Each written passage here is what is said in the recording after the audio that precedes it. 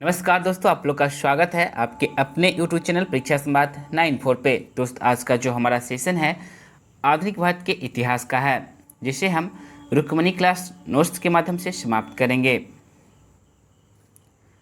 आधुनिक भारत के इतिहास का यह अंतिम पाठ है, तो चलिए आज की सेशन की हम शुरुआत करते हैं। आज का टॉपिक है भारत का संवैधानिक विकास। यह टॉपिक आपका इतिहास और पॉलिटी दोनों में पढ़ना होता है। Regulating act 1773। रेगुलेटिंग एक्ट कब आया था? तो 1773 में आया था। रेगुलेटिंग एक्ट के मुख्य बिंदु क्या क्या थे उसके बारे में देख लेते हैं। बंगाल के गवर्नर का दर्जा बंगाल के गवर्नर जनरल कर दिया गया तथा मद्रास एवं बम्बई की प्रेसिडेंसियों को बंगाल प्रेसिडेंसी के नियंत्रण में कर दिया गया। तो यहाँ से प्रश्न बनेंगे, बंगाल प्रेसिडेंसी के अंतर्गत किसको किसको कर दिया गया? तो मद्रास और बम्बई प्रेसिडेंसी को बंगाल के अंतर्गत कर दिया गया। जनरल गवर्नर को परामर्श देने के लिए 4 सदस्यीय कार्यकारिणी की स्थापना की गई। जनरल गवर्नर को परामर्श देने के लिए कितने सदस्यीय कार्यकारिणी की स्थापना किया गया?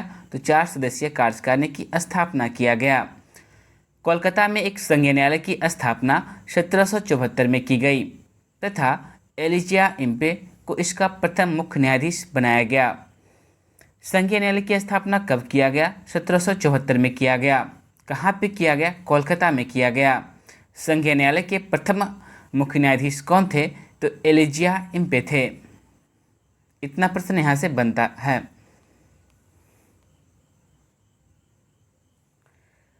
संशोधन एक्ट 1781। संशोधन एक्ट कब आए थे? तो 1781 ईस्वी में आए थे।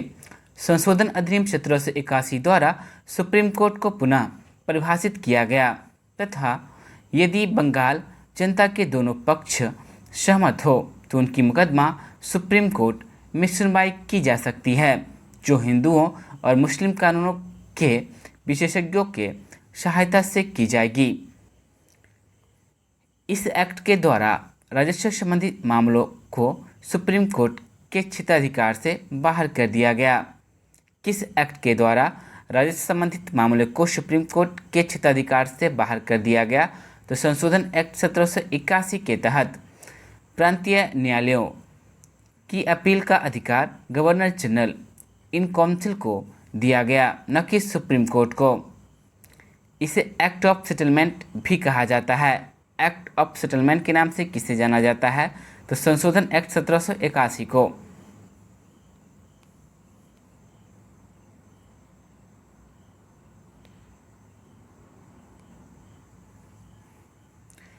Pitt's India act 1784। Pitt's India act कब आए थे? तो 1784 में आए थे। इसके मुख्य बिंदु क्या क्या क्या है उसको देख लेते हैं। बोर्ड ऑफ कंट्रोल की स्थापना की गई, जिसमें कितने सदस्य थे? तो 6 सदस्य थे। किसके तहत, किस एक्ट के तहत बोर्ड ऑफ कंट्रोल की स्थापना किया गया? तो पिट्स इंडिया एक्ट 1784 के तहत किया गया। बोर्ड ऑफ कंट्रोल में कितने सदस्य थे? तो 6 सदस्य थे। गवर्नर जनरल की कार्यकारिणी के सदस्यों की संख्या 4 से घटाकर 3 कर दिया गया। किस एक्ट के तहत गवर्नर जनरल की कार्यकारिणी के सदस्यों की संख्या 4 से घटाकर 3 कर दिया गया था? तो पिट्स इंडिया एक्ट 1784 के तहत कंपनी के संचालकों की 3 सदस्यीय गुप्त समिति गठित की गई। कंपनी के संचालकों की 3 सदस्यीय गुप्त समिति का गठन किया गया। बंगाल की प्रेसिडेंसी को बम्बई तथा मद्रास की प्रेसिडेंसी पर नियंत्रण बढ़ा दिया गया।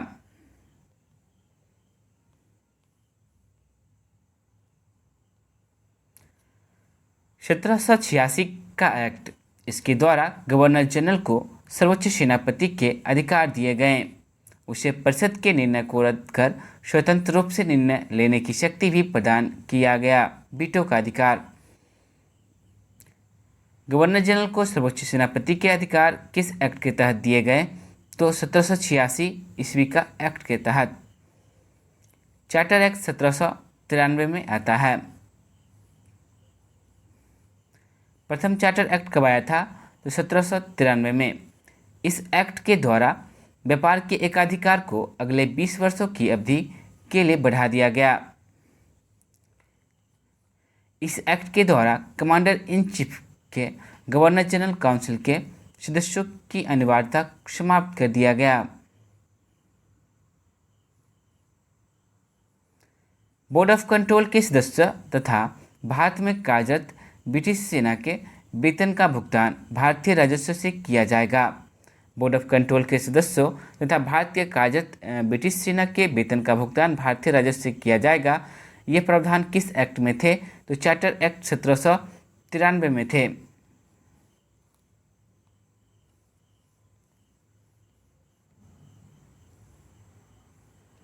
चार्टर एक्ट 1813 चार्टर एक्ट 1813 ईस्वी। इसकी क्या विशेषताएं थी उसको देख लेते हैं।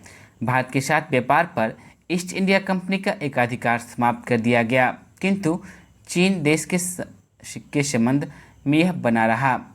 भारत के साथ व्यापार पर ईस्ट इंडिया कंपनी का एकाधिकार कब समाप्त किया गया? तो चार्टर एक्ट 1813 के तहत समाप्त किया गया। लेकिन यहाँ पे एक शर्त था, चीन देश के संबंध में यह बना रहा। मिशनरियों को भारत में धर्म के प्रचार की औपचारिक रूप से छूट दे दी गई। भारत में धर्म के प्रचार की औपचारिक रूप से छूट किस एक्ट के तहत दिया गया था? तो चार्टर एक्ट 1813 के तहत दिया गया था। शिक्षा तथा साहित्य के प्रोत्साहन हेतु 1 लाख रुपये को व्यय करने का प्रावधान किया गया। कंपनी के कर्मचारी के प्रशिक्षण के संबंध में बोर्ड ऑफ कंट्रोल को अधिकार दिए गए। ये सारी विशेषता किस एक्ट की थी? तो चार्टर एक्ट 1813 ईस्वी की विशेषताएं थी।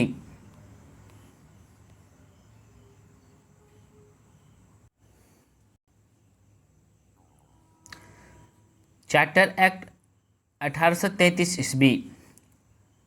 बंगाल का गवर्नर जनरल अब भारत का गवर्नर जनरल होगा।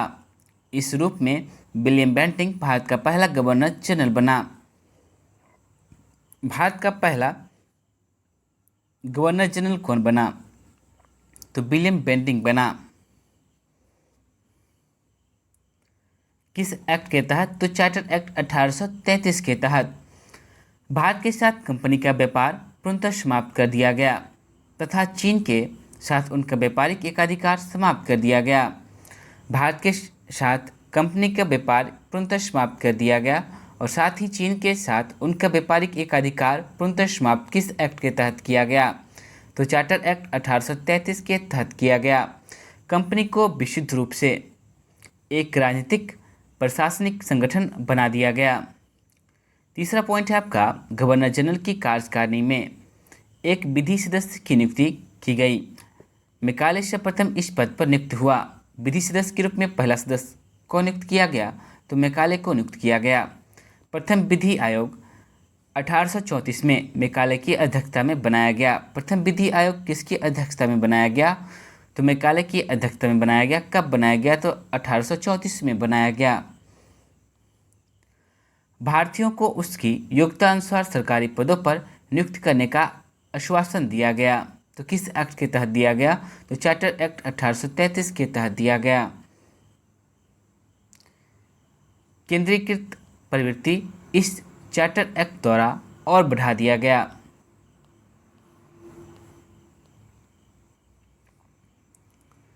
चार्टर एक्ट 1853 की विशेषताएं।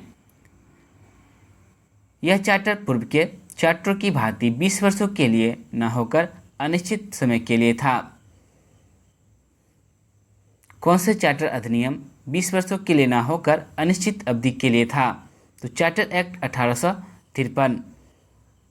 इसके द्वारा कंपनी के निदेशक मंडल के सदस्यों की संख्या 24 से घटाकर 18 कर दी गई, जिसमें 1/3 क्राउन द्वारा नियुक्त होते थे। किस एक्ट में कंपनी के निदेशक मंडल के सदस्यों की संख्या 24 से घटाकर 18 कर दिया गया? तो चार्टर एक्ट 1853 के तहत। सिविल सेवा में भर्ती प्रतियोगी परीक्षा के आधार पर करने का निर्णय लिया गया। तो किस एक्ट में लिया गया? तो एक्ट चार्टर एक्ट 1853 में लिया गया। विधि सदस्य को गवर्नर जनरल की परिषद के पूर्ण सदस्य का दर्जा दिया गया। 1853 के चार्टर एक्ट के द्वारा 1854 में छह सदस्यीय विधायिका परिषद बनाया गया। इस प्रकार भारत में लोकतंत्र की शुरुआत हुआ। 1853 के चार्टर एक्ट के द्वारा 1854 में 6 सदस्यीय विधायिका परिषद बनाया गया। इस प्रकार भारत में लोकतंत्र की शुरुआत हुआ।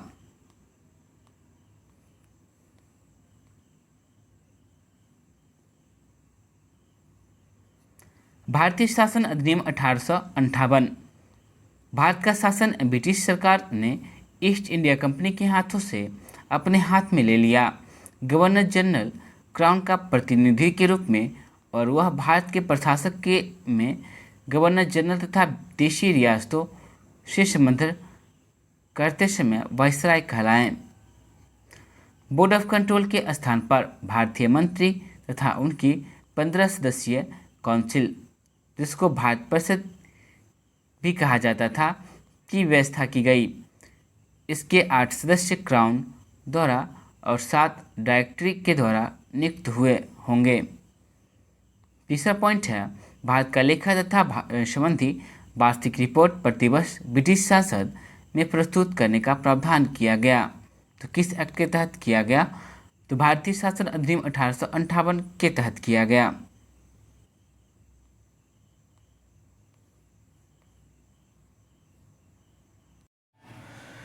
भारतीय परिषद अधिनियम 1861 ईस्वी। इसके क्या क्या प्रावधान थे? तो भारत परिषद का विस्तार किया गया।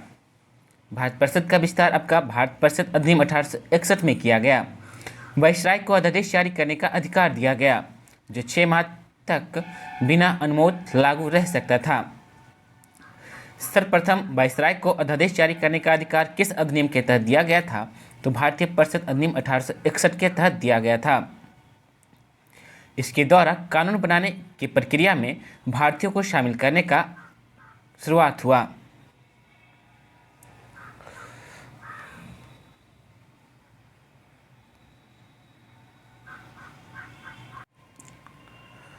अब हम देख लेते हैं भारतीय परिषद अधिनियम 1892 के बारे में। भारत सरकार की विधि परिषद के अतिरिक्त सदस्यों की संख्या 10 से 16 कर दी गई। किस अधिनियम के तहत भारत सरकार की विधि परिषद के अतिरिक्त सदस्यों की संख्या 10 से बढ़ाकर 16 कर दिया गया? तो भारत परिषद अधिनियम 1892 के तहत, जिनमें न्यूनतम 40% तक गैर सरकारी होना आवश्यक था। इन गैर सरकारी सदस्यों की नियुक्ति विशुद्ध नामांकन के स्थान पर सिफारिश द्वारा होती थी। दूसरा पॉइंट है, विधि निर्मात्री संस्थाओं को सामान्य विषय पर प्रश्न पूछने तथा बजट पर सीमित रूप से अधिकार दिया गया। विधि निर्मात्री संस्थाओं को सामान्य विषय पर प्रश्न पूछने तथा बजट पर सीमित रूप से अधिकार किस अधिनियम के तहत दिया गया? तो भारतीय परिषद अधिनियम 1892 के तहत दिया गया।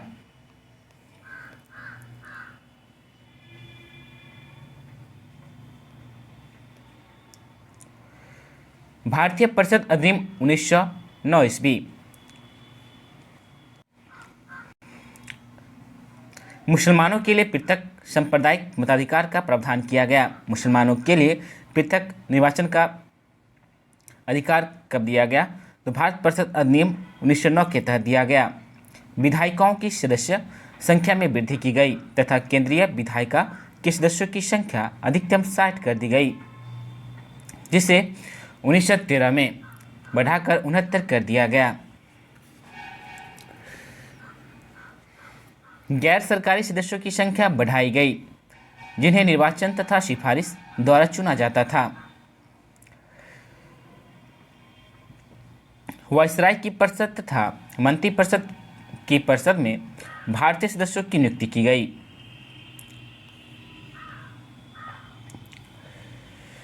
विधायिका का प्रस्ताव पेश करने, प्रश्न तथा पूरक प्रश्न पूछने एवं बजट के संबंध में वाद विवाद करने का अधिकार दिया गया इस अधिनियम के तहत। इस अधिनियम को मार्ले-मिंटो सुधार के नाम से भी जाना जाता है। किस अधिनियम को मार्ले-मिंटो सुधार के नाम से जाना जाता है? तो भारतीय परिषद अधिनियम 1909 को।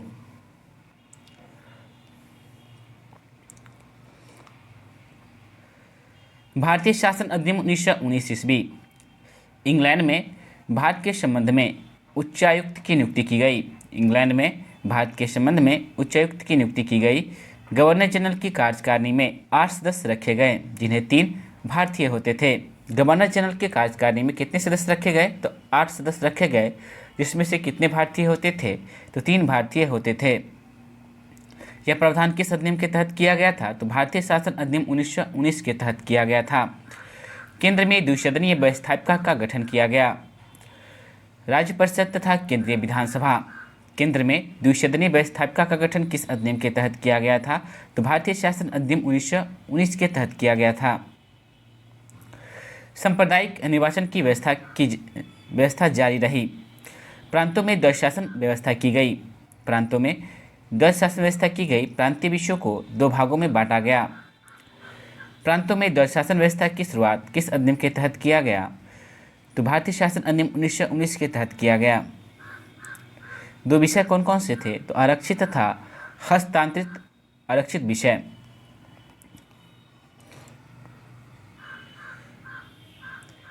का प्रबंध गवर्नर इन काउंसिल द्वारा, हस्तांतरित विषयों का प्रबंध निर्वाचित भारतीय मंत्रियों द्वारा किया जाता था। इस अधिनियम को मांटेगो-चेम्सफोर्ड सुधार के नाम से भी जाना जाता है। किस अधिनियम को मांटेगो-चेम्सफोर्ड सुधार के नाम से जाना जाता है? तो भारत सरकार अधिनियम, भारत शासन अधिनियम 1919 को।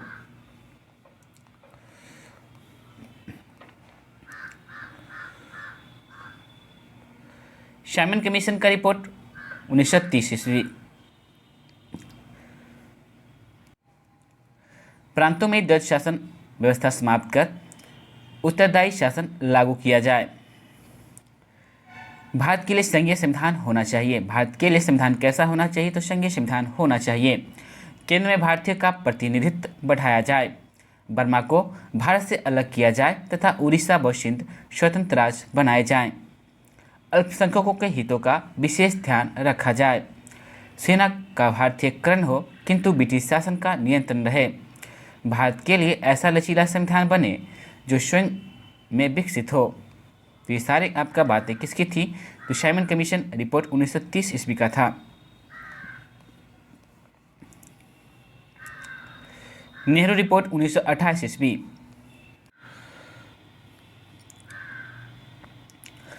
भारत को तुरंत औपनिवेशिक स्वराज का दर्जा दिया जाए। प्रांतों तथा केंद्र में उत्तरदायी शासन की व्यवस्था हो। सांप्रदायिक निर्वाचन का अंत कर अल्पसंख्यक हेतु स्थान सुरक्षित रखे जाएं। मौलिक अधिकारों तथा धर्मनिरपेक्ष राज पर बल दिया गया। तो ये सारे जो मांगे थी कौन सा रिपोर्ट का था? तो नेहरू रिपोर्ट 1928।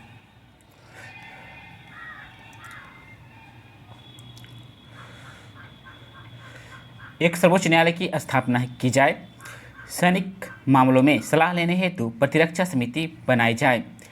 देशी रियासतों के नरेशों के अधिकारी की रक्षा हो किंतु नरेश अपने यहाँ प्रजातंत्र की स्थापना करें।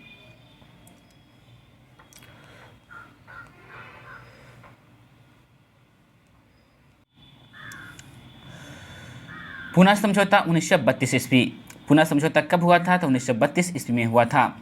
हरिजनों के लिए राज्यों को विधायकों में 71 स्थान पर 147 स्थान सुरक्षित रखे जाएं। पुना समझौता का मुख्य प्रावधान क्या था? तो हरिजनों के लिए राज्यों के विधायिका में 71 स्थान पर कितने स्थान सुरक्षित रखे जाएंगे? तो 147 स्थान। केंद्रीय व्यवस्थापिका में 11% के स्थान पर 18% कर दिया। दलितों को आरक्षण देने का प्रावधान किया गया। निर्वाचन की विधि संयुक्त ही रखी गई। हरिजनों के सामाजिक तथा शैक्षिक उत्थान हेतु प्रयत्न किए जाएंगे।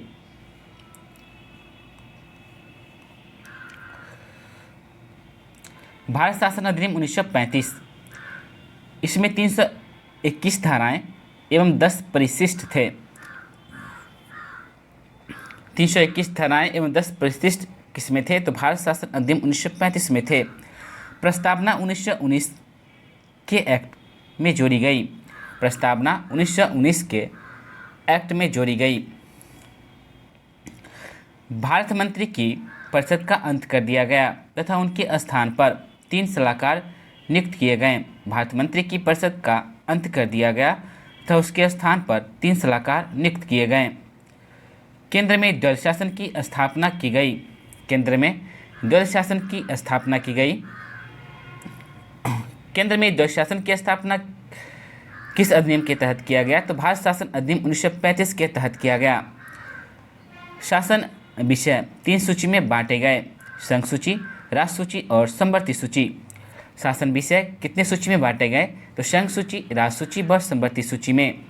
संघीय न्यायालय की स्थापना का प्रावधान किया गया। संघीय न्यायालय की स्थापना किस एक्ट के तहत किया गया था? तो भारत शासन अधिनियम 1935 के तहत किया गया था। ब्रिटिश भारत व देशी रियासतों को मिलाकर एक संघ के निर्माण का प्रावधान रखा गया। संघीय ढांचा का प्रथम बार प्रयोग हुआ।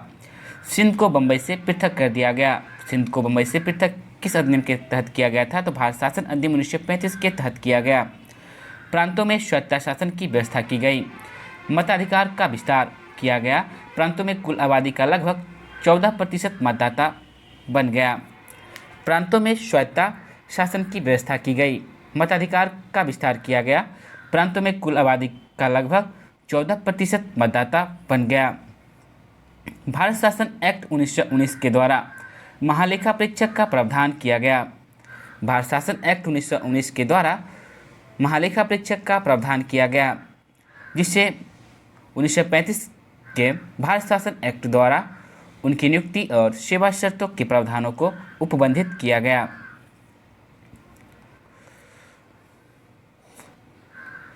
अगस्त प्रस्ताव 1940 ईस्वी।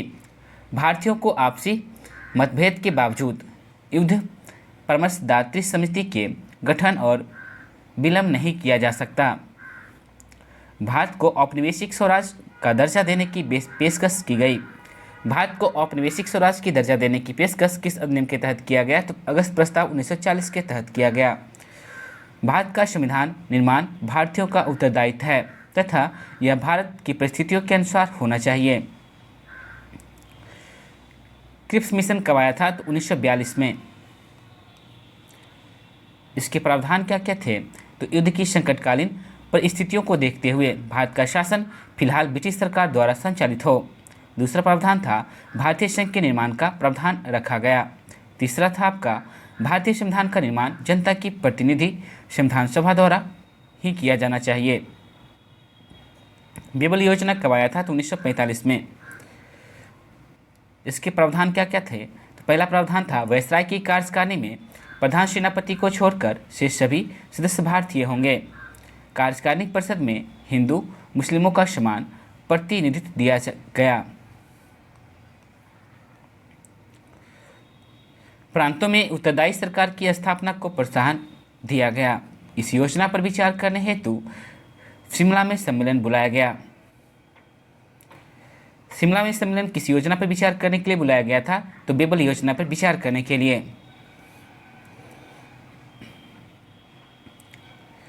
कैबिनेट मिशन योजना कब आया था? तो 1946 में आया था। इसका मुख्य प्रावधान क्या क्या थे? पहला प्रावधान था एक ढीले ढाले संघ की रचना की गई, जिसमें प्रांतों को अधिक अधिकार दिए गए एवं पाकिस्तान की मांग ठुकरा दी गई। 389 सदस्यीय संविधान सभा का गठन और प्रत्यक्ष निर्वाचन के आधार पर करने की व्यवस्था की गई। 389 सदस्यीय संविधान सभा का गठन और प्रत्यक्ष निर्वाचन के आधार पर करने की व्यवस्था की गई। एक अंतिम सरकार का निर्माण किया गया, जिसमें सभी वर्गों के लोग थे। राष्ट्रमंडल की सदस्यता भारत के लिए ऐच्छिक होगी। राष्ट्रमंडल की सदस्यता भारत के लिए ऐच्छिक होगी। यह योजना या तो पूरी स्वीकार की जानी थी या पूरी अस्वीकार।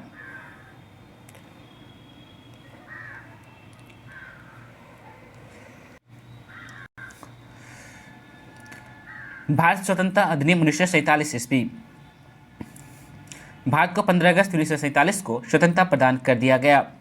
भारत का विभाजन हो गया तथा पाकिस्तान नामक नवीन राष्ट्र अस्तित्व में आया? देशी रियासतों भारत या पाकिस्तान में मिलने के लिए अथवा अपना स्वतंत्र अस्तित्व बनाए रखने के लिए स्वतंत्र था। नया संविधान बनाने तक दोनों देश 1935 के अधिनियम के आधार पर कार्य करते रहेंगे। राष्ट्रमंडल की सदस्यता ऐच्छिक रखी गई।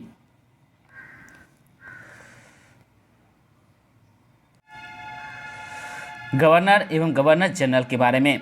बंगाल के गवर्नर 1797 से 1774 ईस्वी तक। क्लाइव के प्रथम काल कब से कब तक रहा?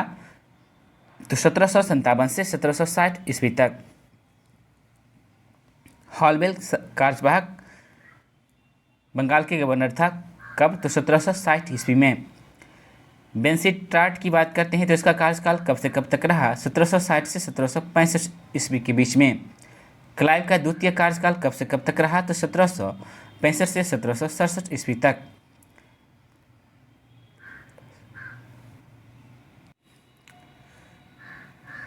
बेरेल्स्ट इसका कालखंड कब से कब तक रहा? तो 1767 से 1769 ईस्वी तक रहा। काटियार का कालखंड कब से कब तक रहा? तो 1769 से 1772 ईस्वी तक। वाइन हेस्टिंग्स का कालखंड कब से कब तक रहा? तो 1772 से 1773 ईस्वी तक।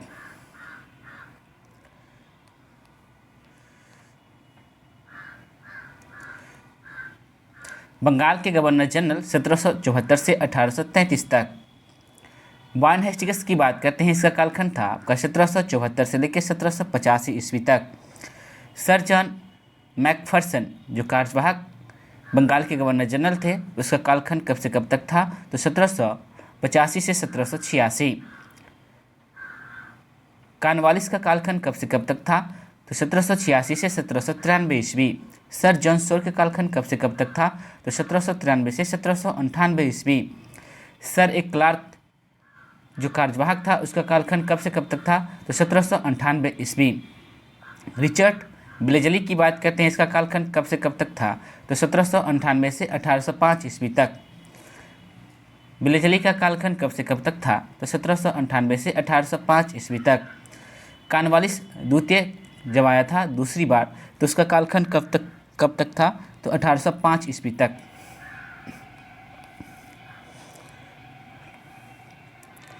सर जॉर्ज बार्लो की बात करते हैं जो कार्यवाहक था, उसका कालखंड था आपका 1805 से 1807 तक। अर्ल ऑफ मिंटो प्रथम का कालखंड था आपका 1807 से 1813 ईस्वी तक। मार्क्विस ऑफ हेस्टिंग्स का कालखंड था आपका 1813 से 1823 ईस्वी तक। जॉन एडम्स का जो कार्यवाहक था उसका कालखंड था 1823 ईस्वी तक। लॉर्ड एमहर्स्ट की बात करते हैं, इसका कालखंड था 1823 से 1828 ईस्वी तक। विलियम बटरवर्थ बेली के जो कार्यवाहक था उसका कालखंड था आपका 1828 तक।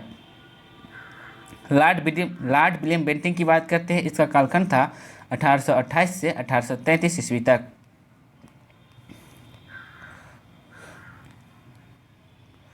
भारत के गवर्नर जनरल 1833 से 1858 तक। लॉर्ड विलियम बेंटिंग की बात करते हैं तो 1833 से 1835 तक इसका कालखंड था। सर चार्ल्स मेडकॉफ की बात करते हैं तो 1835 से 1836 तक इसका कालखंड था।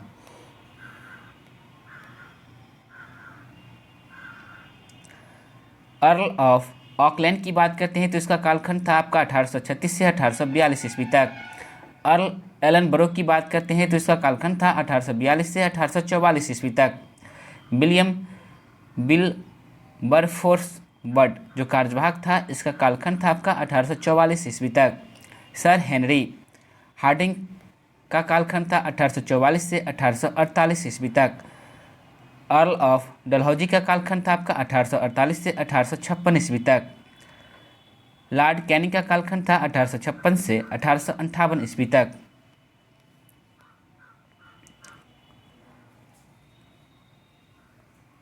भारत के वायसराय लॉर्ड कैनिंग की बात करते हैं तो लॉर्ड कैनिंग जो आपका 1858 से 1862 तक इसका कालखंड था। लॉर्ड एल्गिन प्रथम की बात करते हैं तो 1862 से 1863 तक इसका कालखंड था। सर रॉबर्ट नेपियर जो कार्यवाहक था उसका कालखंड था आपका 1863 तक। सर विलियम टी टेनिसन जो कार्यवाहक था, इसका कालखंड था 1863 ईस्वी।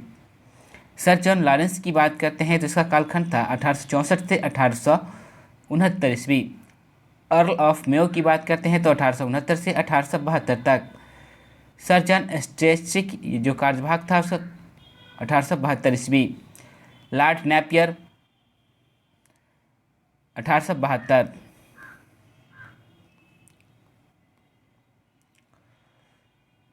अर्ल ऑफ नॉर्थब्रुक का कालखंड था आपका 1872 से 76। बैरन लिंटन प्रथम की बात करते हैं तो इसका कालखंड था 1876 से 1880। रिपन की बात करते हैं तो रिपन का कालखंड था 1880 से 84। डफरिन की बात करते हैं तो इसका कालखंड था 1884 से 1888। लैंसडाउन की बात करते हैं तो इसका कालखंड था 1888 से 1894। एल्गिन द्वितीय की बात करते हैं तो इसका कालखंड था 1894 से 1898। लॉर्ड कर्जन की बात करते हैं तो इसका कालखंड था 1899 से 1905। अर्ल ऑफ मिंटो द्वितीय की बात करते हैं तो 1905 से 1910।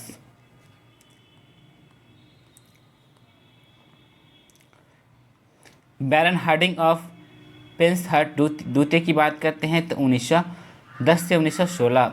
बैरन चैम्सफोर्ड की बात करते हैं तो इसका कालखंड था 1916 से 1921। रीडिंग की कालखंड था आपका 1921 से 1926। लॉर्ड लिंटन द्वितीय की कालखंड था आपका 1925। लॉर्ड इरविन की बात करते हैं तो लॉर्ड इरविन का कालखंड था 1926 से 1931। बेलिंगटन की बात करते हैं तो 1931 से 1936 तक। लिन लिथगो की बात करते हैं तो 1936 से 1944 तक इसका कालखंड था। लॉर्ड बेवल की बात करते हैं तो 1944 से 1947 तक इसका कालखंड था। लॉर्ड माउंटबेटन की बात करते हैं तो 1947 ईस्वी तक इसका कालखंड था।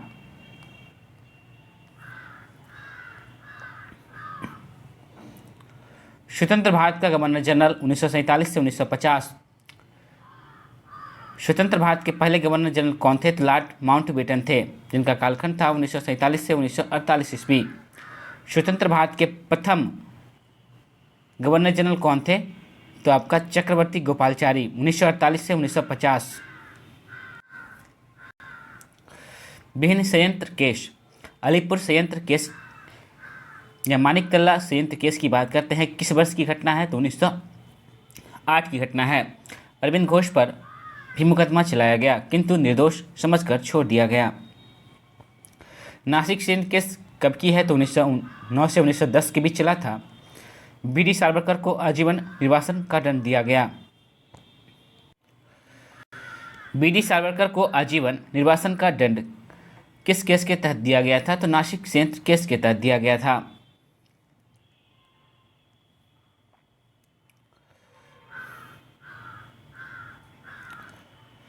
ढाका संयंत्र केस की बात करते हैं, किस वर्ष की घटना है? तो ये घटना है आपका 1910 ईस्वी का। पुलिनदास को 7 वर्ष की सजा दी गई। ढाका संयंत्र केस के तहत पुलिनदास को कितने वर्ष की सजा दिया गया? तो 7 वर्ष की सजा दिया गया। ढाका संयंत्र केस किस वर्ष की है? तो 1910 ईस्वी की घटना है। हावड़ा संयंत्र केस की बात करते हैं, किस वर्ष की घटना है? तो 1910 ईस्वी की घटना है। जितेंद्र मुखर्जी प्रमुख अभियुक्त थे इसके तहत। दिल्ली संयंत्र केस किस वर्ष की घटना है? तो 1912 ईस्वी की घटना है। वायसराय हार्डिंग पर बम फेंकने 1912 ईस्वी में संबंधित था। अमित चंद्र, बसंत कुमार, अवध बिहार तथा बाल मुकुंद को फांसी दी गई। दिल्ली संयंत्र केस के तहत किस किस को फांसी दिया गया? तो इसके तहत आपका अमित चंद्र, बसंत कुमार, अवध बिहारी और बाल मुकुंद को फांसी दिया गया।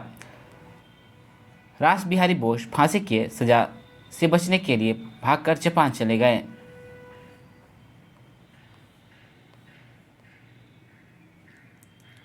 लाहौर संयंत्र केस की बात करते हैं, जो प्रथम था 1915 ईस्वी का। दर्जनों को फांसी तथा 24 को आजीवन कारावास दिया गया इसके तहत। बनारस षड्यंत्र केस की बात करते हैं, कब किस वर्ष की घटना है? तो 1916 ईस्वी की घटना है। सचिंद्र सन्याल को काला पानी की सजा दिया गया। सचिंद्र सन्याल को काला पानी की सजा किस केस के तहत दिया गया? तो बनारस षड्यंत्र केस के तहत दिया गया 1916 में। विक्टोरिया संयंत्र केस की बात करते हैं, तो किस वर्ष की घटना है? तो 1914 ईस्वी की घटना है। कमागटारू प्रकरण के संदर्भ में चलाया गया था। कमागटारू प्रकरण के संदर्भ में कौन सा केस चला था? तो विक्टोरिया संयंत्र केस चला था। सैन फ्रांसिस्को संयंत्र की बात करते हैं, षड्यंत्र की बात करते हैं, तो ये किस वर्ष की घटना है? तो 1917 ईस्वी की घटना है। इसमें 104 व्यक्तियों को दंड दिया गया था। काकोरी षड्यंत्र केस की बात करते हैं, किस वर्ष की घटना है? तो 1925 ईस्वी की घटना है। रामप्रसाद बिस्मिल तथा अशफाक उल्ला खां को फांसी दिया गया। काकोरी षड्यंत्र केस के तहत किसको फांसी दिया गया? तो रामप्रसाद बिस्मिल तथा अशफाक उल्ला खां को फांसी दिया गया। किस वर्ष दिया गया? तो 1925 ईस्वी में दिया गया।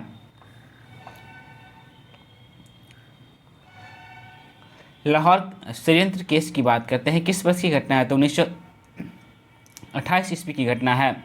भगत सिंह, सुखदेव तथा राजगुरु को फांसी दिया गया। भगत सिंह, सुखदेव और राजगुरु को किस केस के तहत फांसी दिया गया? तो लाहौर षड्यंत्र केस के तहत फांसी दिया गया। आधुनिक भारत के समिति या आयोग 1948 ईस्वी तक। इनाम आयोग की बात करते हैं तो 1852 में किससे संबंधित था? तो जागीरों से संबंधित था। पील कमीशन की बात करते हैं, कब की है? तो 1858 की है। किससे संबंधित था? तो सेना का पुनर्गठन से संबंधित था।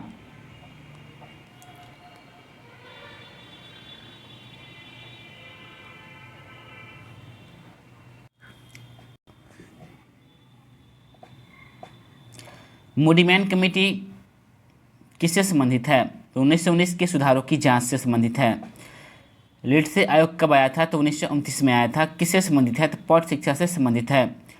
चेटफील्ड कमेटी की बात करते हैं, कब से कब? तो 1938 से 1939। किससे संबंधित है? तो सेना का आधुनिकीकरण से संबंधित है। बेबीगेटन आयोग कब आया था? तो 1917 में आया था। किससे संबंधित है? तो शिक्षा सुधार से संबंधित है। इसिलगेटन समिति की बात करते हैं, किससे संबंधित है? तो मुद्रा प्रणाली से संबंधित है। इस्लिंगटन आयोग 1912 की बात करते हैं, किससे संबंधित है? तो आपका सिविल सेवा से संबंधित है। हंटर समिति जो 1919 में आया था, किससे संबंधित है? तो जालियांवाला बाग हत्याकांड की जांच से संबंधित है। हार्टोग आयोग की बात करते हैं, कब आया था? तो 1929 में आया था। किससे संबंधित है? तो शिक्षा सुधार से संबंधित है। ली आयोग की बात करते हैं, कब आया था? तो 1924 में आया था। किससे संबंधित है? तो सिविल सुधार सेवा सुधार से संबंधित है। सार्जेंट आयोग कब आया था? तो 1944 ईस्वी में आया था। किससे संबंधित है? तो शिक्षा सुधार से संबंधित है। साइमन आयोग कब आया था? तो 1927 में आया था। किससे संबंधित है? तो शासन सुधारों का मूल्यांकन करने हेतु संबंधित है। टॉमस रॉबर्टसन आयोग 1901 में आया था। किससे संबंधित है? तो रेलवे के विकास से संबंधित है। जाकिर हुसैन समिति 1937 में आया था। किससे संबंधित है? शिक्षा सुधार से संबंधित है। स्क्रीन कमेटी किससे संबंधित है? तो सेना का भारतीयकरण से संबंधित है। कैबिनेट मिशन कब आया था? तो 1946 में आया था। किससे संबंधित है? तो भारत की संवैधानिक समस्या के समाधान से संबंधित है।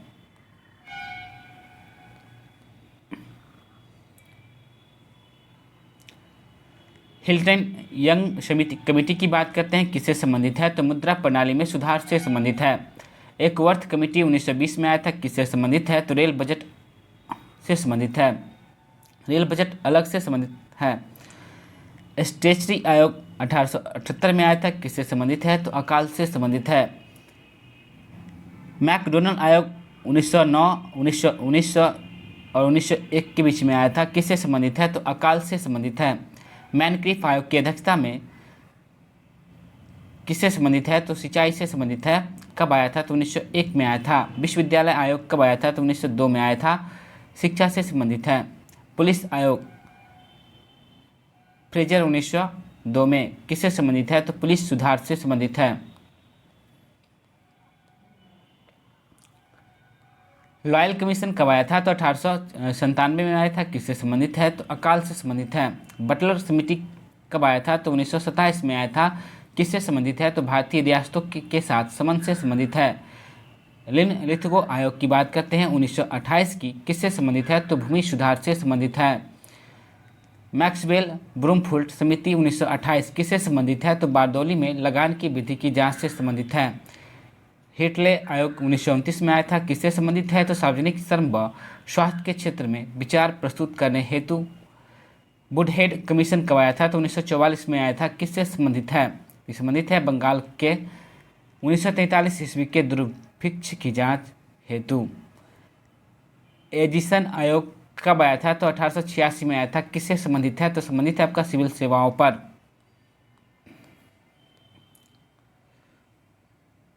मैकमोहन सीमांकन आयोग कब आया था? तो 1914 में आया था, भारत चीन के मध्य सीमा का निर्धारण करने हेतु। रेडक्लिफ सीमांकन आयोग कब आया था? तो 1947 में आया था, भारत पाकिस्तान के मध्य सीमा निर्धारण करने हेतु।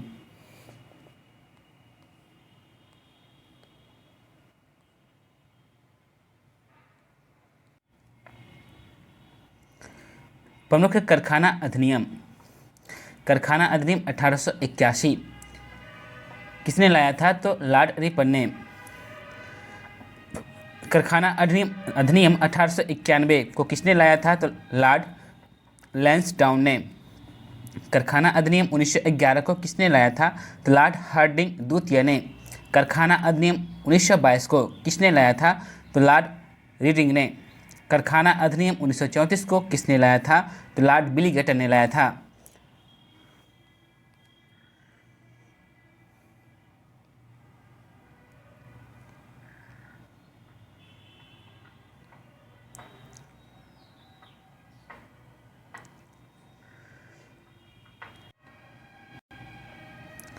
महत्वपूर्ण घटनाक्रम एवं उससे संबंधित वायसराय।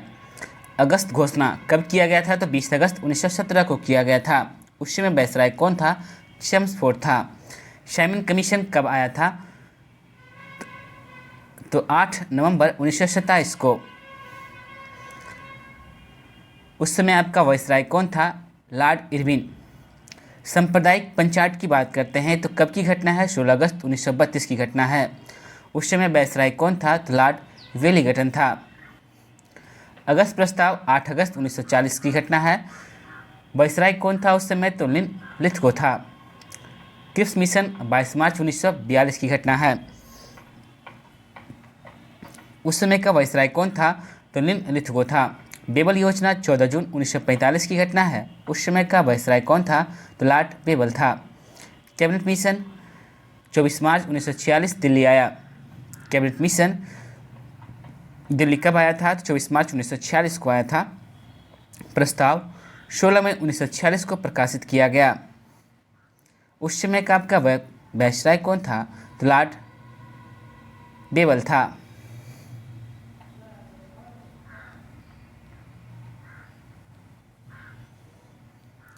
माउंटबेटन योजना बाल्कन प्लान कब की घटना है? तो 3 जून 1947 की घटना है।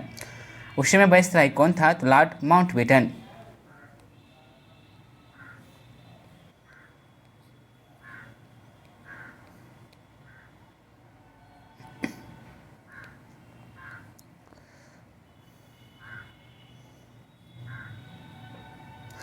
बंगाल तथा भारत के गवर्नर, गवर्नर जनरल तथा वायसराय के बारे में।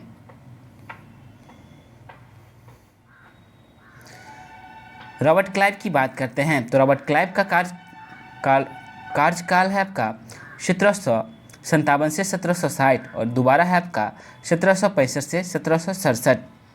रॉबर्ट क्लाइव के समय में कौन कौन सी घटना घटता है? तो प्लासी का युद्ध 1757 में होता है। बंगाल में द्वैध शासन कब से कब तक रहा? तो 1765 से 1772 तक रहा। इलाहाबाद की प्रथम व द्वितीय संधि किसके समय में हुआ था? तो रॉबर्ट क्लाइव के समय में हुआ था 1765 में। हेनरी बेंसी टार्ट की बात करते हैं, इसका कालखंड कब से कब तक था? तो 1760 से 1764 तक था। इसके समय में बॉक्सर में 1764 में बॉक्सर का युद्ध हुआ था। हैरी बेरेलस्ट की बात करते हैं, इसका कालखंड था 1767 से 1769। इसके समय का आपका मुख्य जो बातें हैं, द्वैध शासन के समय बंगाल का गवर्नर, द्वैध शासन के समय बंगाल का गवर्नर कौन था? तो हैरी बेरेलस्ट था। जॉन कार्टियर की बात करते हैं तो प्रथम आंग्ल मैसूर युद्ध इसी के समय हुआ था। कब? तो 1767 से 1769 के बीच में। जॉन कार्टियर का कालखंड था आपका 1769 से 1772। वॉन हेस्टिंग्स की बात करते हैं, इसका कालखंड था 1772 से 73। बंगाल का अंतिम गवर्नर कौन था? तो वॉरेन हेस्टिंग्स था। बंगाल में द्वैत शासन को समाप्त किया 1772 में, और प्रथम मदरसे की स्थापना किसने किया था? तो वॉरेन हेस्टिंग्स ने किया था। प्रथम मदरसे की स्थापना कब किया गया था? 1781 में किया गया था। बंगाल के गवर्नर जनरल वॉरेन हेस्टिंग्स की बात करते हैं तो इसका कालखंड है आपका बंगाल के गवर्नर जनरल के तौर पे 1773 से 1785 के बीच। इसके समय की मुख्य घटना है आपका बंगाल का प्रथम गवर्नर जनरल कौन था? तो वॉरेन हेस्टिंग्स था। रेगुलेटिंग एक्ट 1773, प्रथम मराठा युद्ध 1775 से 82 के बीच में इसी के समय हुआ था। द्वितीय आंग्ल मैसूर युद्ध जो 1780 से 1784 के बीच चला था, इसी के समय हुआ था। इजेदारी प्रथा का आरंभ भी आपका वॉरेन हेस्टिंग्स के समय में ही हुआ था।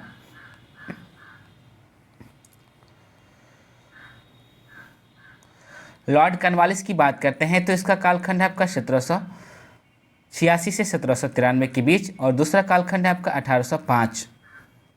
इसके समय में मुख्य घटना क्या क्या घटा था?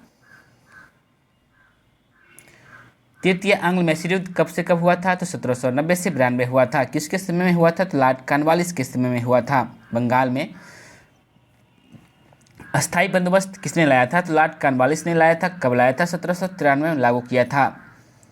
पृथ्वीकरण का सिद्धांत लागू किया 1793 में।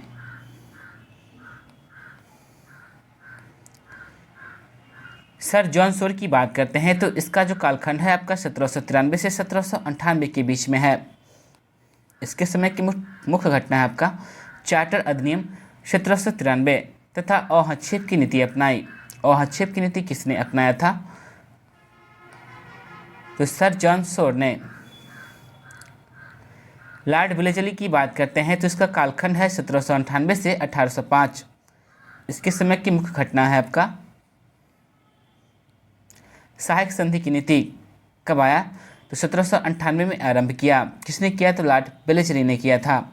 चौथा आंग्ल मैसूर युद्ध कब हुआ था? 1799 में हुआ था। द्वितीय आंग्ल मराठा युद्ध कब हुआ था? तो 1803 से 1805 के बीच हुआ था। वर्ष 1799 में प्रेस पर सेंसर लगाया एवं कोलकाता में फोर्ट विलियम कॉलेज की स्थापना कब किया गया? तो 1800 में किया गया। ये सारी घटना किसके समय की है? तो लॉर्ड वेलेस्ली के समय की है।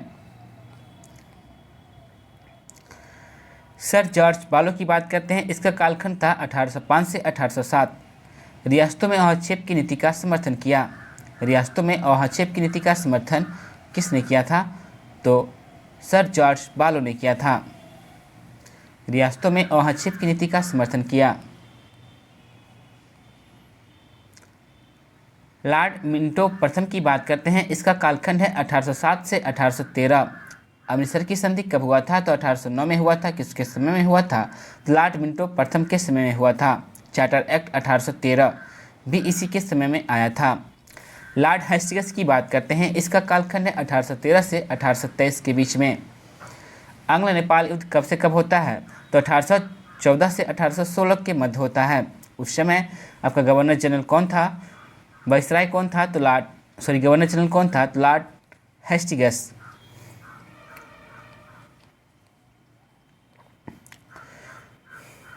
तृतीय आंग्ल मराठा युद्ध कब से कब हुआ था? तो 1817 से 19 में हुआ था। रेतवारी बंदोबस्त 1820 व महालवारी व्यवस्था 1822 में लागू किया गया। किसके समय में? तो लॉर्ड हेस्टिंग्स के समय में। लॉर्ड एमहर्स्ट की बात करते हैं तो इसका कालखंड था 1823 से 1828 के मध्य। प्रथम आंग्ल बर्मा युद्ध कब से कब होता है? तो 1824 से 1826 के मध्य होता है। प्रथम आंग्ल बर्मा युद्ध कब से कब होता है? तो 1824 से 26 के मध्य में होता है। प्रथम आंग्ल बर्मा युद्ध के समय में वाइसराय कौन था? बंगाल का गवर्नर जनरल कौन था? तो लॉर्ड एमहर्स्ट था।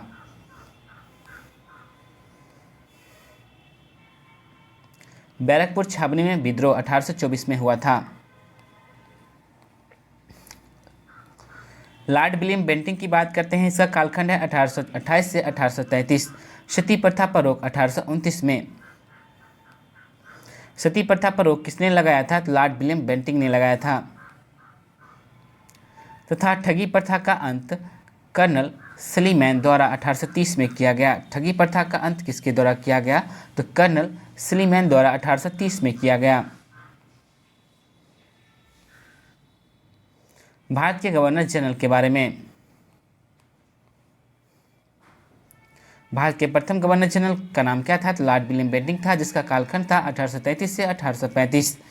चार्टर एक्ट 1833 तथा विधि आयोग का गठन 1834 में किया गया। लॉर्ड मेटकॉफ की बात करते हैं तो इसका कालखंड था 1835 से 36।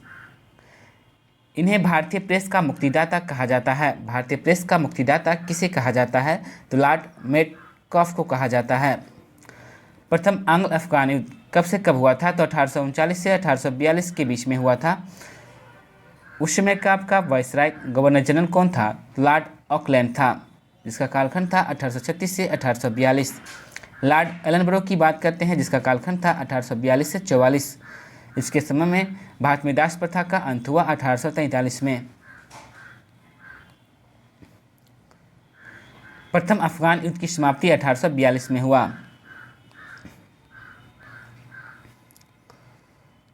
लॉर्ड हार्डिंग प्रथम की बात करते हैं, कालखंड था 1844 से 1848। प्रथम आंग्ल सिख युद्ध कब हुआ था? 1845-46 में हुआ था प्रथम आंग्ल सिख युद्ध। लाहौर संधि द्वारा इसे समाप्त किया गया 1846 में। लॉर्ड डलहौजी की बात करते हैं, का कालखंड था 1848 से 1856। लॉर्ड डलहौजी का कालखंड था 1848 से 1856। द्वितीय आंग्ल सिख युद्ध कब से कब होता है? 1848 से 1849 में। द्वितीय आंग्ल बर्मा युद्ध 1852 में होता है। चार्ल्स वुड की शिक्षा नीति कब आता है? 1854 में आता है। चार्ल्स वुड की शिक्षा नीति को क्या कहा जाता है? तो शिक्षा का मैग्ना कार्टा कहा जाता है। व्यक्तिगत सिद्धांत कब दिया था? तो 1854 में दिया था। किसने दिया था? तो लॉर्ड डलहौजी ने दिया था। लॉर्ड कैनिंग की बात करते हैं तो लॉर्ड कैनिंग का कालखंड था 1856 से 58। भारत का अंतिम गवर्नर जनरल। भारत का अंतिम गवर्नर जनरल कौन था? तो लॉर्ड कैनिंग था। सन 1857 का विद्रोह भी इसी के समय हुआ। भारत के वायसराय की बात करते हैं तो भारत की वायसराय की बात करते हैं तो लॉर्ड कैनिंग, जिसका कालखंड था 1858 से 1862। भारत का प्रथम वायसराय। भारत का प्रथम वायसराय कौन था? तो लॉर्ड कैनिंग था। विधवा पुनर्विवाह एक्ट 1856 तथा भारत में पहली बार आयकर लगाया गया 1860 में। लॉर्ड एलिगन प्रथम की बात करते हैं 1862 से 63। बहावी आंदोलन का दमन और अम्बेला अभियान। बहावी आंदोलन का दमन और अम्बेला अभियान इसी के समय में चलाया गया था।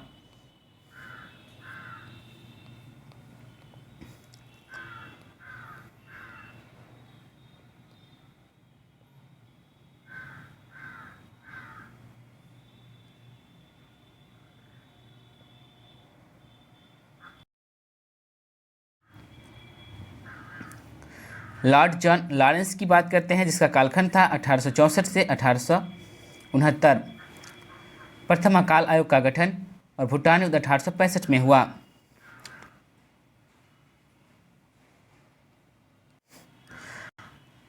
वायसराय लॉर्ड मेयो की बात करते हैं तो इसका कार्यकाल था 1869 से 72।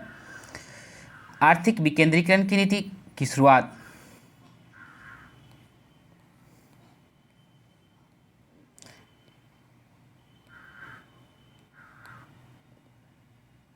भारत में प्रथम जनगणना 1872 में। भारत में प्रथम जनगणना 1872 में किया गया था।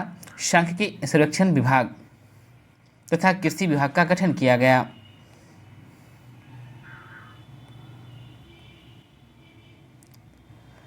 लॉर्ड नॉर्थब्रुक की बात करते हैं तो 1872 से 76 तक इसका कालखंड था।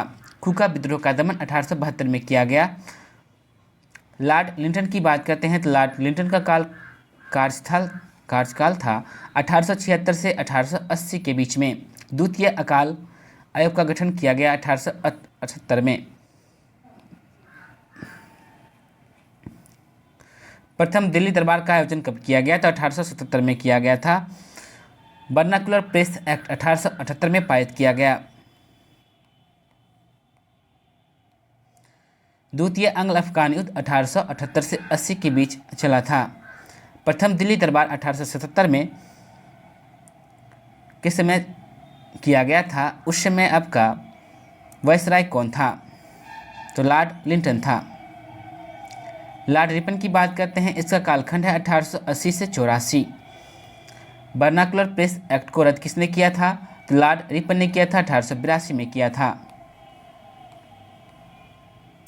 हंटर आयोग का गठन कब किया गया? तो 1882 में किया गया। भारत में नियमित जनगणना आरंभ हुई तो 1881 में। किसने किया? तो लॉर्ड रिपन ने किया। लॉर्ड डफरिन की बात करते हैं तो लॉर्ड डफरिन का कार्य है 1884 से 1888। तृतीय आंग्ल बर्मा युद्ध कब होता है आपका? 1885 में।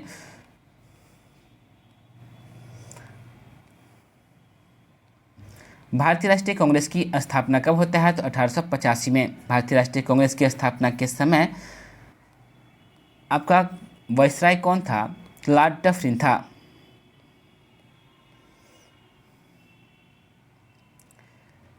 लॉर्ड लैंसडाउन की बात करते हैं, इसका कार्य है आपका 1888 से 1894।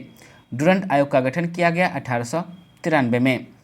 लॉर्ड एल्गिन द्वितीय की बात करते हैं, जिसका कालखंड है 1894 से 1899। अकाल की जांच के लिए लायल आयोग का गठन 1897 में किया गया। लॉर्ड कर्जन का कालखंड है 1899 से 1905। तृतीय अकाल आयोग का गठन 1900 में मैकडोनल्ड की अध्यक्षता में किया गया। बंगाल विभाजन कब होता है? 1905 में। द्वितीय दिल्ली दरबार का आयोजन कब किया गया? तो 1903 में किया गया। द्वितीय दिल्ली दरबार का आयोजन 1903 में किया गया था। उस समय आपका वायसराय कौन था? तो लॉर्ड कर्जन था। लॉर्ड मिंटो द्वितीय की बात करते हैं, जिसका कालखंड है 1905 से 1910। 1906 में मुस्लिम लीग की स्थापना किया गया। मुस्लिम लीग की स्थापना कब किया गया? तो 1906 में किया गया। भारतीय परिषद अधिनियम कब आया था? तो 1909 में आया था। बमार्ले मिंटो सुधार अधिनियम कब आया था? तो 1909 में। सांप्रदायिक निर्वाचन प्रणाली का आरंभ कब हुआ? तो 1909 में। कांग्रेस का विभाजन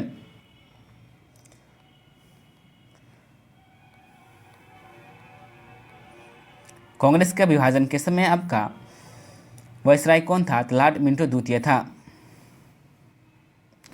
लॉर्ड हार्डिंग द्वितीय की बात करते हैं, जिसका कालखंड है 1910 से 1916। इसके समय में बंगाल विभाजन को रद्द किया गया। कब? तो 1911 में। तृतीय दिल्ली दरबार तथा प्रथम विश्व युद्ध की शुरुआत इसी के समय में हुआ था।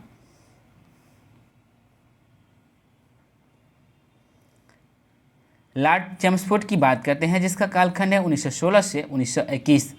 इसके समय में होम रूल लीग की स्थापना कब होता है? 1916 में। भारत शासन अधिनियम कब आता है? तो 1919 में। मांटेंगो चेम्सफोर्ड सुधार रोलेट एक्ट कब आता है? तो 1919 में। जालियांवाला बाग हत्याकांड कब आता है? तो 1919 में। प्रांतों में द्वैध शासन आरंभ होता है 1919 के द्वारा 1921 से, तथा असहयोग आंदोलन की शुरुआत होता है 1 अगस्त 1920 से। लॉर्ड रीडिंग की बात करते हैं तो इसका कालखंड है 1921 से 1926। चौरी चौरा का घटना कब होता है? 5 फरवरी 1922 की घटना है। लॉर्ड रीडिंग की बात करते हैं तो ये घटना है आपका कालखंड है इसका 1921 से 1926। चौरी चौरा की घटना कब होता है? तो 5 फरवरी 1922 को होता है। काकोरी ट्रेन डकैती कब होता है? तो 9 अगस्त 1925 को। तथा स्वराज पार्टी की स्थापना कब होता है? तो 1923 को। लॉर्ड इरविन की बात करते हैं तो इसका कालखंड है 1926 से 1931। साइमन कमीशन का भारत आना कब आता है तो 1928 में, लॉर्ड इरविन के समय में ही। पूर्ण स्वराज का प्रस्ताव 1929 में पारित किया गया। शबने अभिज्ञा आंदोलन आरंभ हुआ मार्च 1930 में। प्रथम गोलमेज सम्मेलन 1930 तथा गांधी इरविन समझौता कब हुआ था? 5 मार्च 1931 को हुआ था। ये सारी घटना के समय आपका वायसराय कौन था? तो आपका लॉर्ड इरविन था।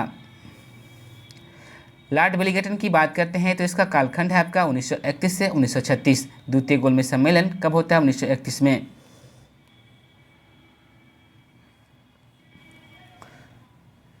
तृतीय गोलमेज सम्मेलन कब होता है? तो 1932 में। सांप्रदायिक पंचायत की बात करते हैं तो कब की घटना है? तो 16 अगस्त 1932 की। अखिल भारतीय किसान सभा की स्थापना कब होता है? तो 1936 में। लॉर्ड लिथगो की बात करते हैं, इसका कालखंड है 1936 से 1944। पृथक पाकिस्तान की मांग किया गया कब? तो 1940 में। क्रिप्स मिशन कब आया था? तो 1942 में। तथा भारत छोड़ो आंदोलन कब से कब तक चला था? 1942 से 44 तक। लॉर्ड बेवल की जो कालखंड है कब से कब तक है? तो 1944 से 47 तक।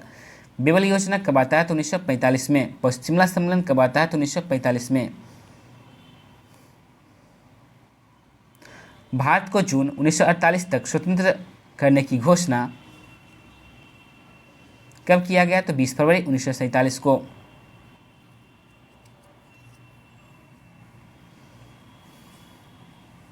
लॉर्ड माउंटबेटन की बात करते हैं 1947। अंतिम ब्रिटिश वायसराय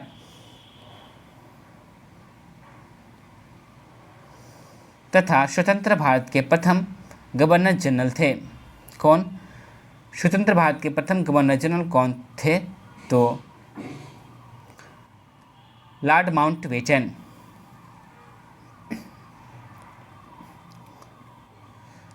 आधुनिक भारत से संबंधित महत्वपूर्ण पुस्तकें। नील दर्पण किनकी पुस्तक है? तो दीनबंधु मित्र का है। गांधी बनाम लेनिन पुस्तक के लेखक कौन हैं? तो S.A. डांगे हैं। गुलामगिरी के लेखक कौन हैं? ज्योतिबा फुले हैं। हिंट्स फॉर सेल्फ कल्चर के लेखक कौन हैं? लाला हरदयाल हैं। स्कोप ऑफ हैप्पीनेस के लेखक कौन हैं? विजय लक्ष्मी पंडित हैं। असबाब बगावत हिंद के लेखक कौन हैं? सर सैयद अहमद खां हैं। समाजवादी ही क्यों के लेखक कौन है? जयप्रकाश नारायण हैं। समाजवाद और राष्ट्रीय आंदोलन के लेखक कौन है? तो आचार्य नरेंद्र देव हैं।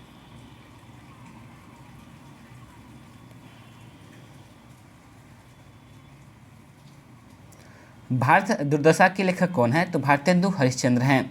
भवानी मंदिर के लेखक कौन है? बारिंद्र कुमार घोष हैं। खुदी आरासू की बात करते हैं के लेखक कौन है? तो E.B. रामास्वामी नायकर हैं। सत्यार्थ प्रकाश के लेखक कौन है? स्वामी दयानंद सरस्वती हैं। निर्धनता और भारत में ब्रिटिश राज के लेखक कौन है? दादा भाई नौरोजी हैं। ए नेशन इन मेकिंग के लेखक कौन है? सुरेंद्रनाथ बनर्जी हैं। 1857 का भारतीय स्वतंत्रता संग्राम के लेखक कौन है?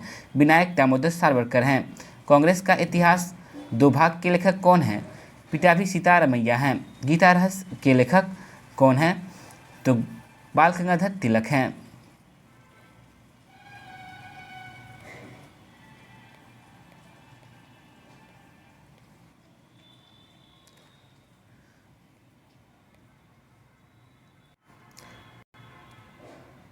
इस टॉपिक को हमने पढ़ लिया है।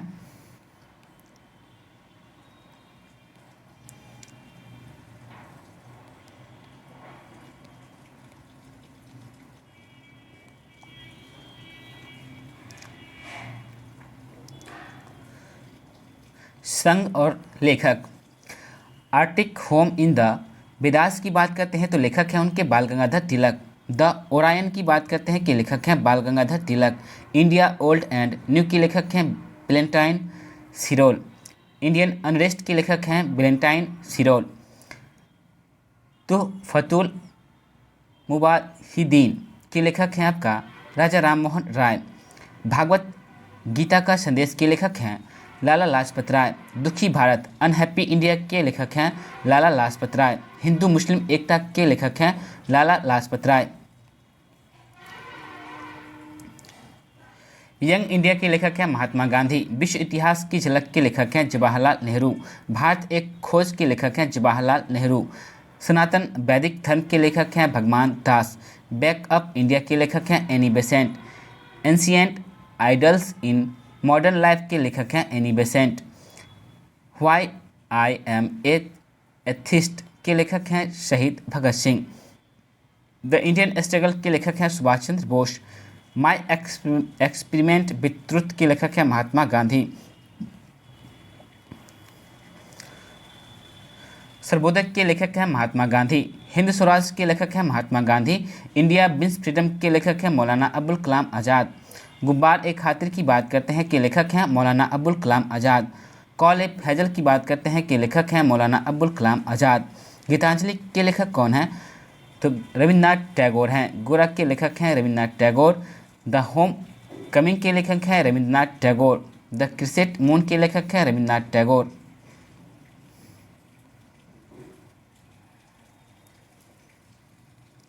द लाइफ डिवाइन के लेखक हैं अरविंद घोष। इंडिया डिवाइडेड के लेखक हैं doctor Rajendra Prasad. The eminence of card के लेखक हैं मदन मोहन मालवीय।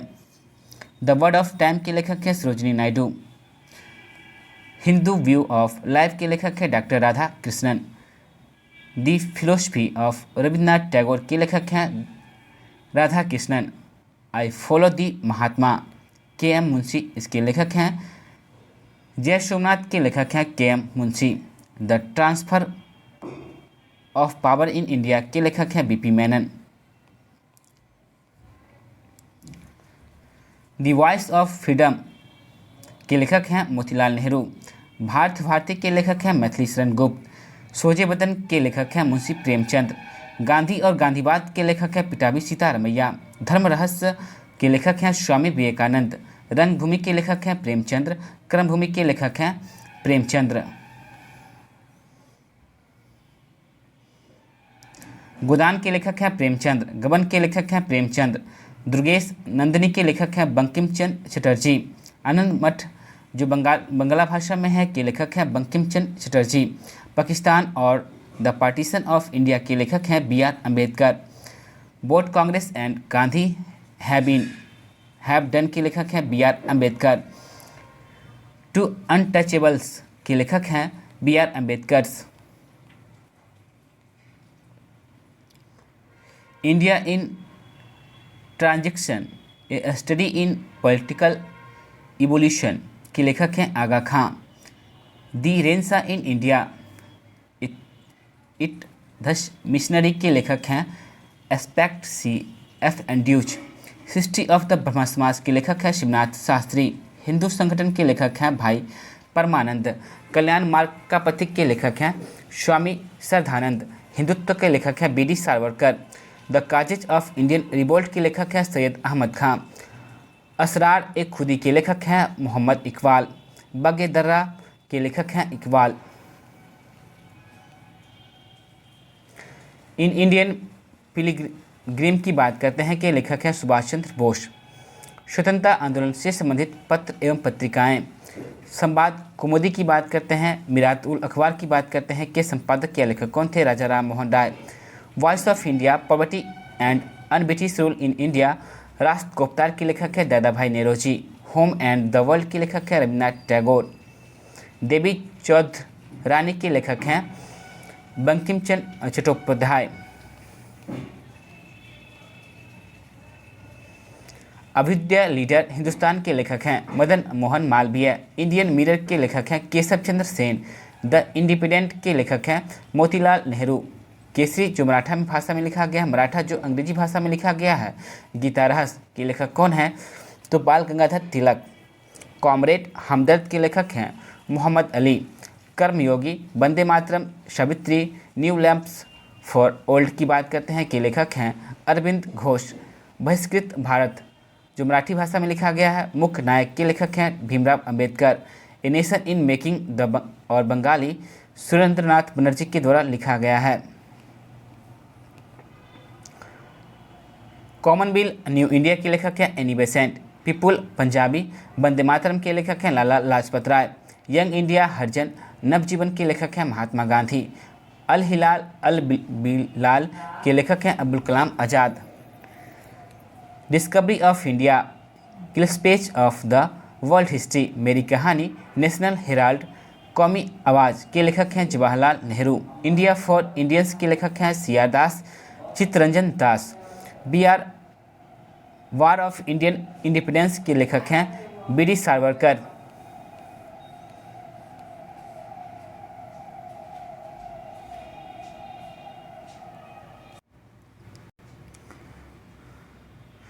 द रिवोल्यूशनरी बंदी जीवन के लेखक हैं सचिंद्र नाथ सन्याल। फ्री हिंदुस्तान के लेखक हैं तारकनाथ दास। हिंदू पेट्रियाट के लेखक हैं हरिश्चंद्र मुखर्जी। द हिंदू के लेखक हैं जी एस अय्यर एवं बी राघवाचारी। इंडियन सोशियोलॉजिस्ट के लेखक हैं श्यामजी कृष्ण वर्मा। युगांतर के लेखक हैं वरेंद्र कुमार घोष एवं भूपेंद्र दत्त। काल के लेखक हैं प्रांजपे। भारत श्रमजीवी के लेखक हैं शशि पदा बनर्जी। द सोशलिस्ट के लेखक हैं श्रीपाद अमृत डांगे। फिलॉसफी ऑफ बम के लेखक हैं भगवती चरण बोहरा। भवानी मंदिर के लेखक हैं वरेंद्र कुमार घोष। वंदे मातरम के लेखक हैं मैडम कामा। भारत माता के लेखक हैं अजीत सिंह। संजीवनी के लेखक हैं कृष्ण कुमार मित्र। द इंडियन मुसलमान के लेखक हैं डब्ल्यू हंटर। व्हाई सोशलिज्म के लेखक हैं Jayaprakash Narayan. Economic history of India के लेखक हैं आर सी दत्त।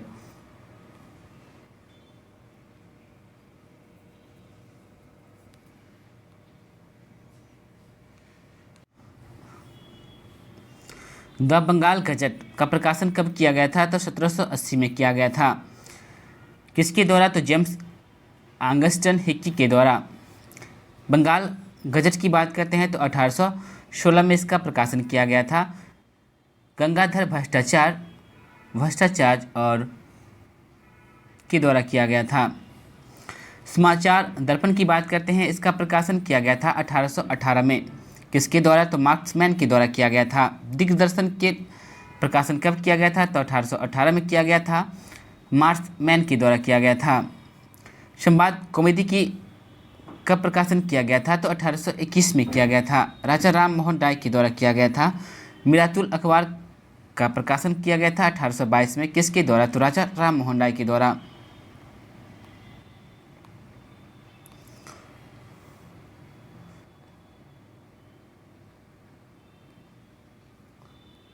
बॉम्बे समाचार का प्रकाशन किया गया था 1822 में। किसके द्वारा किया गया था? फर्दुनजी मर्चबान के द्वारा। बंगदूत का आयोजन प्रकाशन कब किया गया था? तो 1822 में किया गया था, राजा राम मोहन राय के द्वारा। जामे जमशेद की बात करते हैं, का प्रकाशन 1831 में किया गया था। पीएम मोतीबाला के द्वारा किया गया था। राष्ट्रगुप्तार का प्रकाशन 1851 में किया गया था, दादा भाई नौरोजी के द्वारा। सत्य प्रकाश का प्रकाशन 1852 में किया गया था। किसके द्वारा किया गया था? कर सोनदास मूलजी के द्वारा किया गया था। हिंदू पेट्रियाट की बात करते हैं, का प्रकाशन 1853 में किया गया था। किसके द्वारा किया गया था? तो गिरीश चंद्र घोष और हरिश्चंद्र मुखर्जी के द्वारा किया गया था। सोम प्रकाश का प्रकाशन कब किया गया था? तो 1859 में किया गया था। किसके द्वारा किया गया था? तो ईश्वर चंद्र विद्यासागर और द्वारकानाथ विद्याभूषण के द्वारा किया गया था। इंडियन मिरर का प्रकाशन कब किया गया था? तो 1861 में किया गया था। किसके द्वारा किया गया था? तो देवेंद्रनाथ टैगोर और मनमोहन घोष के द्वारा किया गया था। टाइम्स ऑफ इंडिया का प्रकाशन आपका 1838 में बॉम्बे टाइम्स में हुआ, जिसमें 1861 में टाइम्स ऑफ इंडिया नाम दिया। इंदु प्रकाश का प्रकाशन 1862 में किया गया। किसके द्वारा किया गया? तो इंदु प्रकाश का प्रकाशन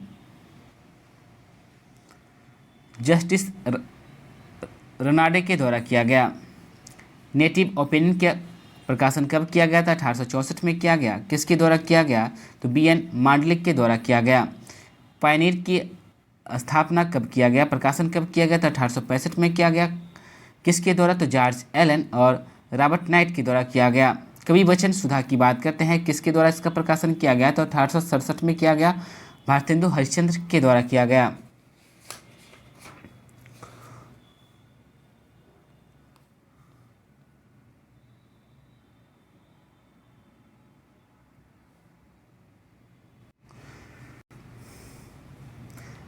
तहजीबुल अखलाक के संपादक या लेखक कौन थे? सैयद अहमद खां। इंडिया टुडे के लेखक कौन थे? तो Rajani Palme Dutt. Pakistan and the partition of India के लेखक कौन थे? तो B R Ambedkar. India from Curzon to Nehru and after Durgadas के द्वारा लिखा गया है। द स्कोप ऑफ हैप्पीनेस के लेखक हैं विजयलक्ष्मी पंडित। इंडिया एंड इंडियंस मिशन की बात करते हैं तो अलेक्जेंडर डफ। सॉन्ग्स ऑफ इंडिया की बात करते हैं तो सरोजनी नायडू के द्वारा लिखा गया है। नेशंस वॉइस की बात करते हैं तो एस राधाकृष्णन के द्वारा लिखा गया है। गैदरिंग स्टैम्प की बात करते हैं तो लैपियर कॉलिंस के द्वारा लिखा गया है। एसएच ऑन गीता की बात करते हैं तो अरविंद घोष के द्वारा लिखा गया है। इंडियन फिलोसफी की बात करते हैं तो डॉक्टर राधाकृष्णन के द्वारा लिखा गया है। इंडिया ए नेशन की बात करते हैं तो एनी बेसेंट के द्वारा लिखा गया है। इंडिया रेनेशा की बात करते हैं तो सी एफ एंड्रूज के द्वारा लिखा गया है। द रिडल्स ऑफ हिंदुइज्म की बात करते हैं तो बी आर अम्बेडकर के द्वारा लिखा गया है। इंडियन डायरी की बात करते हैं तो ई एस मांटेंगो के द्वारा लिखा गया है। कमेंट्रीज ऑन द कुरान की बात करते हैं तो सर सैयद अहमद खान के द्वारा लिखा गया है।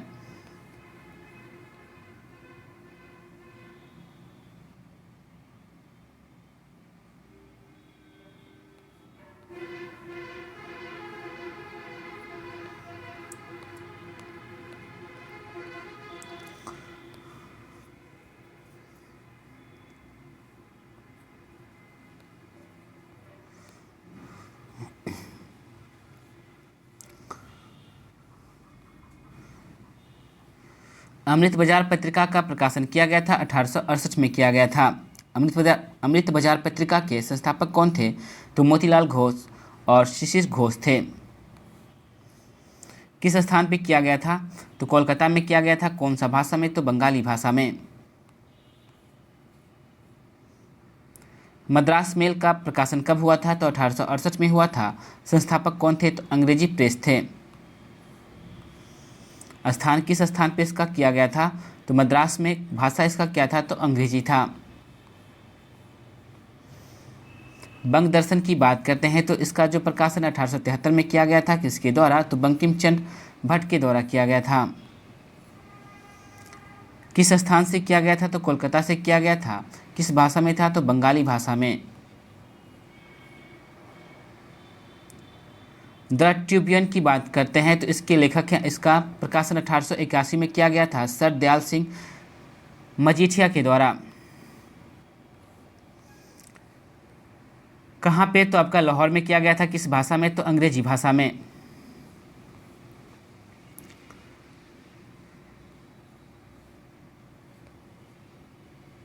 हिंदी प्रदीप की बात करते हैं 1877 में।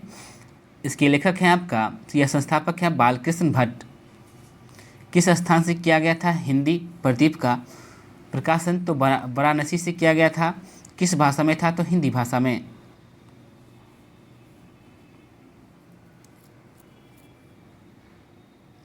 द हिंदू की बात करते हैं 1878 में इसका प्रकाशन किया गया था बी राघवाचारी और जी एस अय्यर के द्वारा। किस स्थान से? तो मद्रास से। किस भाषा में था? तो अंग्रेजी भाषा में। द हिंदू अंग्रेजी भाषा में। बंगाली की बात करते हैं तो 1862 में इसका प्रकाशन किया गया था गिरीश चंद्र घोष और 1879 में एस एन बनर्जी के दायित्व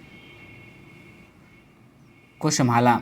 किस स्थान से किया गया था? कोलकाता से किया गया था। किस भाषा में था? अंग्रेजी भाषा में था। बंगवासी की बात करते हैं का प्रकाशन 1881 में किया गया। किसके द्वारा? तो आपका जोगिंदर नाथ बोस के द्वारा किया गया। किस स्थान से किया गया? कोलकाता से किया गया। किस भाषा में था? बंगाली भाषा में।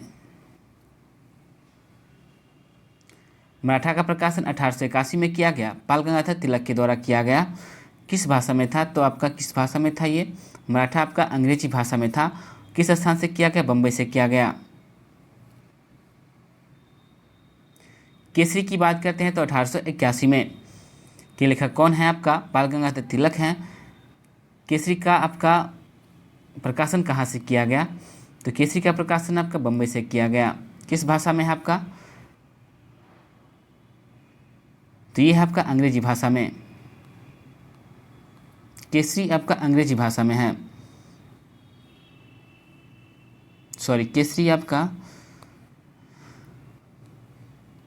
केसरी आपका है मराठी भाषा में। केसरी आपका मराठी भाषा में है।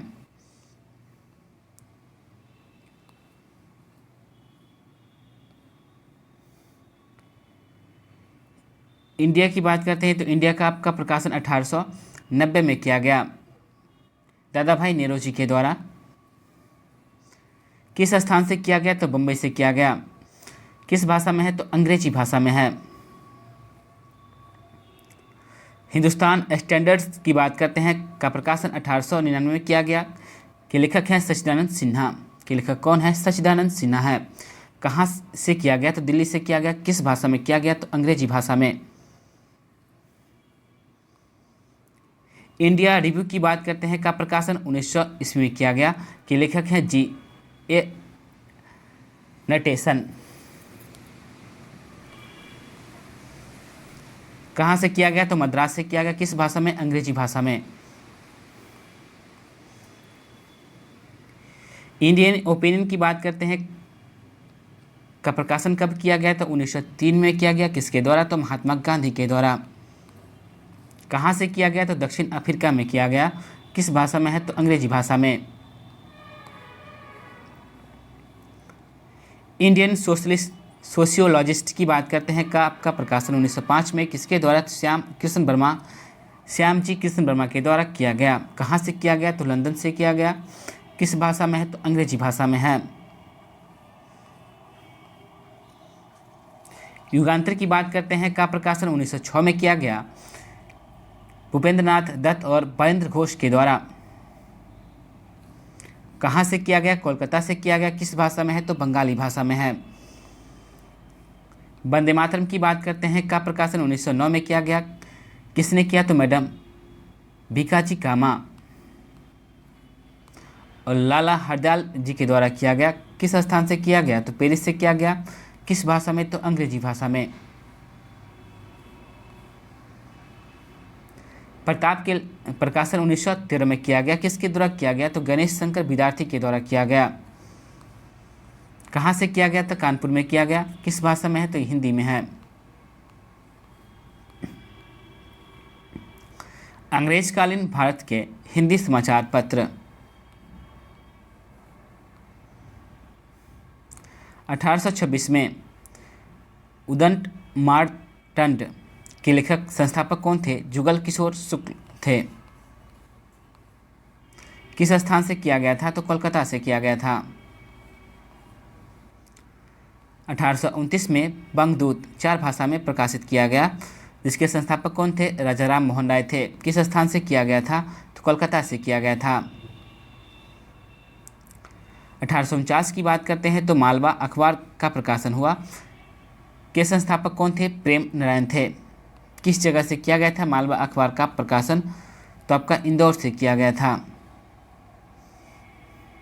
1854 में समाचार सुधा वर्षन का प्रकाशन किया गया। के लेखक कौन थे? श्याम सुंदर सेन थे। कहाँ से किया गया तो कोलकाता से किया गया। 1866 की बात करते हैं तो ज्ञान पदयानी की बात करते हैं। के संस्थापक कौन थे? नवीन चंद्र राय थे। किस स्थान से किया गया था तो स्थान था आपका लाहौर।